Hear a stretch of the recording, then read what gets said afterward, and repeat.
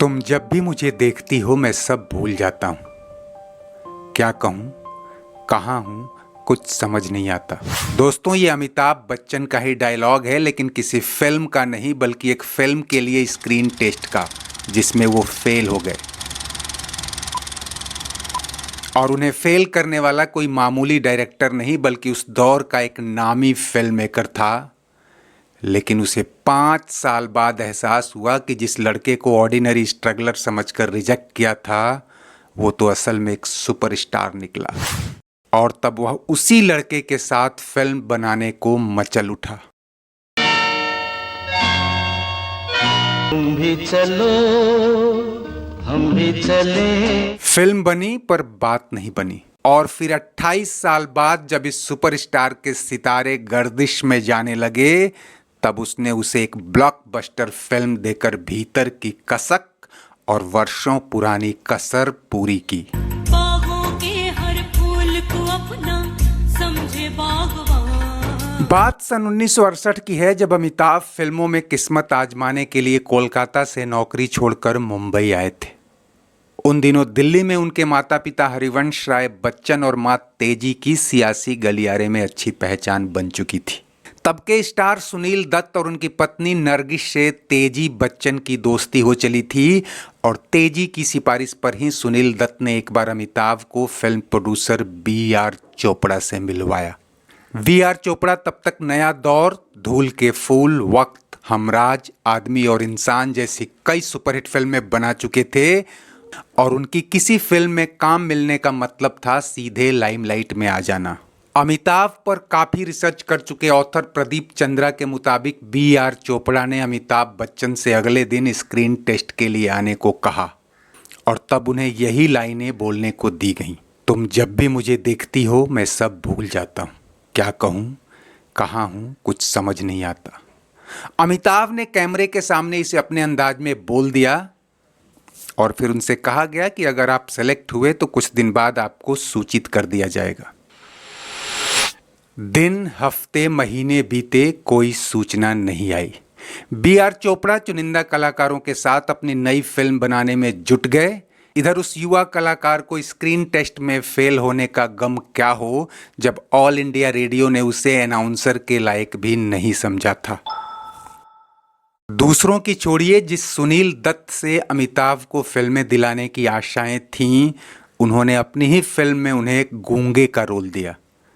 बाकी कहानियां तो आपको पता है दोस्तों। ख्वाजा अहमद अब्बास की फिल्म 7 हिंदुस्तानी, सुनील दत्त की रेशमा और शेरा और महमूद की बॉम्बे टू गोवा जैसी करीब 1 दर्जन फ्लॉप फिल्मों में काम करने के बाद आखिरकार अमिताभ की किस्मत प्रकाश मेहरा की फिल्म जंजीर से चमकी।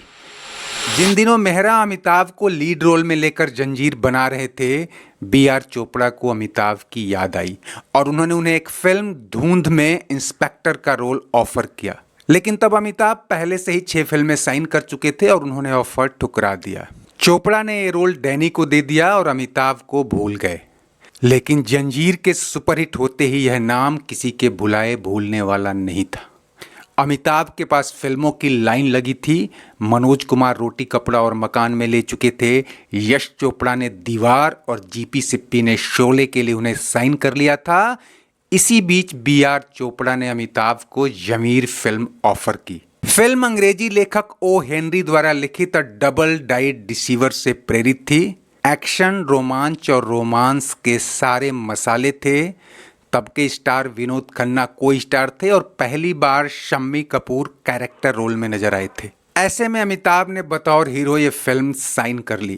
17 मार्च 1975 को जब ये फिल्म रिलीज हुई, तब तक दीवार का डंका बज रहा था। 10 हफ्ते बाद भी दीवार हर सिनेमा हॉल में हाउसफुल जा रही थी। अमिताभ से उम्मीदें बढ़ गई थीं। जमीर हर तरह से एक बेहतरीन कमर्शियल फिल्म हो सकती थी। मल्टी स्टारर थी। डाकू और घोड़े का रोमांच भी था। हाँ, रोमांस में एक पेंच था। अमिताभ ठाकुर महाराज सिंह यानी शम्मी कपूर के खोए हुए बेटे चिंपू सिंह के नकली रोल में हैं और यहीं उन्हें ठाकुर महाराज सिंह की बेटी स्मिता सिंह यानी शायरा बानो से प्यार हो जाता है। दोनों को असलियत पता है, पर दुनिया की नजरों में वो सगे भाई बहन हैं।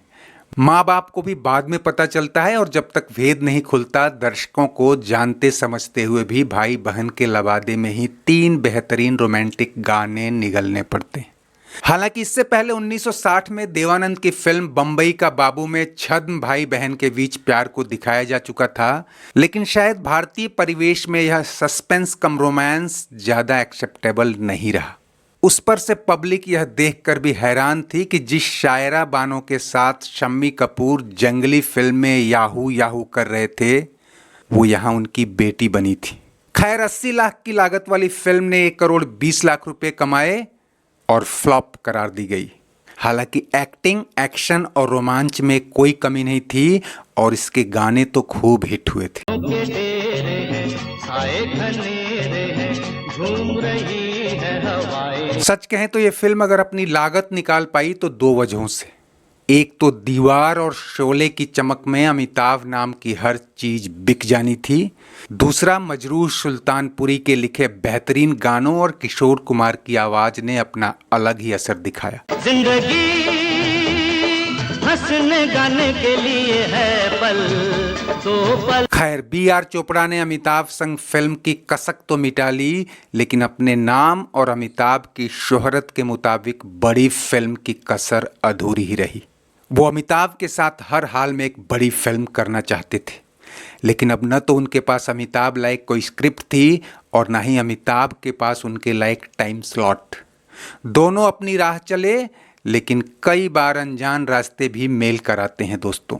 एजेंट्स में एक कॉमन बात यह आई कि जहां B.R. चोपड़ा ने 80 के दशक के आखिर में महाभारत जैसे ग्रैंड शो के साथ छोटे पर्दे का रुख किया, वहीं अमिताभ बच्चन को भी करियर की ढलान पर या कह लें कि बड़े ही मुश्किल दौर के बाद टीवी का सहारा लेना पड़ा। दोनों के लिए ही छोटा पर्दा टर्निंग पॉइंट बन गया। B.R. चोपड़ा को दुनिया अब महाभारत के लिए ज़्यादा जानती है और अमिताभ को मिलेनियल पीढ़ी KBC के लिए।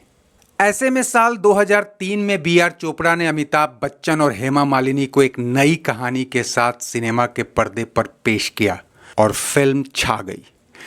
जमीर की तरह बागबां को भी B.R. चोपड़ा के बेटे रवि चोपड़ा ने डायरेक्ट किया था, लेकिन प्लॉट इतना बेजोड़ था कि किसी ने कल्पना भी न की होगी कि 60 की उम्र में अमिताभ और हेमा का जादू दर्शकों पर इस कदर चढ़ेगा कि यह एक ब्लॉकबस्टर कल्ट फिल्म बन जाएगी।